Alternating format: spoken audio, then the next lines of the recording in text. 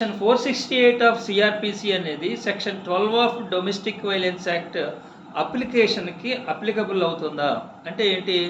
Section 468 సిఆర్పిసిలో కొన్ని bar ఉంది. 1 year offence అయితే పనిషబుల్ అఫెన్స్ అయితే 1 ఇయర్, 6 మంత్స్ అయితే 6 మంత్స్ లోపు, 3 ఇయర్స్ పనిషబుల్ అఫెన్స్ అయితే 3 ఇయర్స్ లోపు దాన్ని కంప్లైంట్ లాడ్జ్ చేయాలి.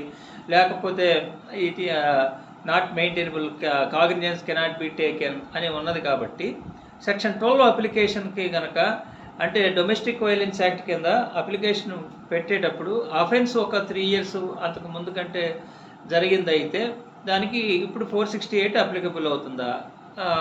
Accused can go to quash. ఇది క్వశ్చన్. దీనికి ఓల్డ్ జడ్జిమెంట్స్ ఒక రకంగా ఉన్నాయి, న్యూ జడ్జిమెంట్స్ ఒక రకంగా. అంటే ఓల్డ్ జడ్జిమెంట్స్ కూడా డైరెక్ట్గా సెక్షన్ 12కి అప్లికబిలిటీ ఆఫ్ 468 మీద లేవు. ఇతర కంప్లైంట్ల మీద అంటే దాన్ని పూర్తిగా లా డెవలప్ కానప్పుడు వచ్చిందని చెప్పవచ్చు. ఉదాహరణకి ఇందర్జిత్ సింగ్ గ్రేవాల్ కేసులో 2011 జడ్జిమెంట్ సిఆర్పిసి అప్లికబుల్ అవుతుంది కాబట్టి కంప్లైంట్ 1 ఇయర్ తర్వాత లాడ్జ్ చేశారనే గ్రౌండ్ మీద క్వాష్ చేయడం జరిగింది. కానీ ఇక్కడ డైరెక్ట్గా లా లేట్ చేసింది ఏంటంటే సెక్షన్ 12 అప్లికి 486 సిఆర్పిసి 468 అప్లికబుల్ అవుతుందా లేదా అనేది డైరెక్ట్గా రేషియో 2022లో కామాచి వర్సెస్ లక్ష్మీనారాయణ KAMATCHI అనే కేసులో సుప్రీంకోర్టు ఫైనల్ చెప్పడం జరిగింది. సెక్షన్ 12కి 468కి అప్లికబిలిటీ లేదు. ఎందుకంటే సెక్షన్ 12 కింద అప్లికేషన్ పెట్టబడదు అంటే no offence is generated by that time.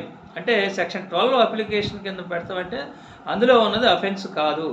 Offence అసలు DV యాక్ట్ కింద అఫెన్స్ అంటే ఏంటంటే సెక్షన్ 12 కింద ఏదైనా ప్రొటెక్షన్ ఆర్డర్ ఏదో ఒక ఆర్డర్ ఇచ్చినట్లయితే ఆ ఆర్డర్ని వైలేట్ చేస్తే అది it amounts to offence, that is under section 31. So అసలు సెక్షన్ 12 అఫెన్స్కి నాట్ అన్ అఫెన్స్ కాబట్టి దానికి అసలు స్టార్టింగ్ పాయింటే లేదు.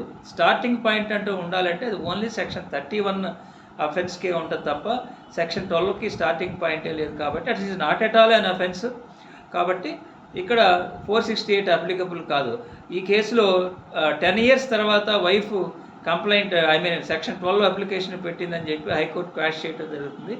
ఇట్ ఈస్ రాంగ్ అని చెప్పి సుప్రీంకోర్టు ఈ కేసులో చెప్పడం జరిగింది. ఇది JCJలో ఒక క్వశ్చన్గా వచ్చింది కాబట్టి ఇది మనకి ఇంపార్టెంట్.